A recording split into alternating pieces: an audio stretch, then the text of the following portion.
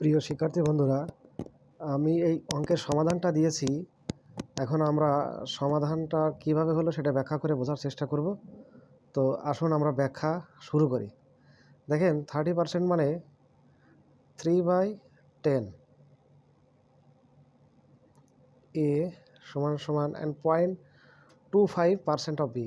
0.25 B মানে 1/4, এটা আছে 1/4 অফ বি, আর এটা দেওয়া আছে 1/5 সি। ঠিক আছে, এখন দেখতে পাচ্ছি যে এখানে ভগ্নাংশ যেটা হয়েছে, ভগ্নাংশের দেখেন হরগুলো আছে 10, 4, 5। এখন 10, 4, 5-এর লসাগু কত বা এলসিএম কত? এলসিএম 20। তাহলে আমরা এখান থেকে পাবো এলসিএম যদি 20 হয়, তাহলে আমরা এখানে পাবো কত? 6a।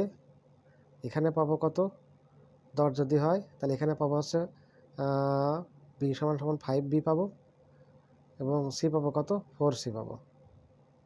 এ পর্যন্ত সবাই আমার পারবো, কিন্তু এরপর এইখানে যে এসে এই টেকনিকটা যদি ফলো না করতে পারি, তাহলে আমরা এই পরবর্তী লাইনটায় থেকে আমরা যে এ বি সি এর মান এটা স্পেসিফিকভাবে বের করতে পারবো না। তো এই ক্ষেত্রে কী করব? আমরা যখন এর মান বের করব তখন কি করব? এর সাইডটা ঢেকে রাখবো, বাকি থাকে বি এবং সি। তাহলে কি বি এবং সি এর যে সহগ আছে সেই সহগ পরস্পর গুণ করব, অর্থাৎ কি 4×5 কত? 20। ঠিক একইভাবে যখন বি এর মান নির্ণয় করব তখন আমরা কি করব? আমরা বিকে ঢেকে রাখবো, শুধুমাত্র কি করব? এ এবং সি এর সহগগুলো গুণ করব, অর্থাৎ কি 4×7 = 24। অনুরূপভাবে সি এর মান যখন বের করব তখন সিকে ঢেকে রাখি, আমরা এ এবং বি এর সহগগুলো গুণ করি, তাহলে পাবো কত? 30। এটাকে যদি আমরা একটুখানি সিম্পলিফাই করি, অর্থাৎ যদি 2 দ্বারা উভয় পক্ষকে ভাগ করি, সবগুলোকে ভাগ করি, তাহলে এখানে পাবো কত? 10, এখানে পাবো কত? 12, এখানে পাবো কত?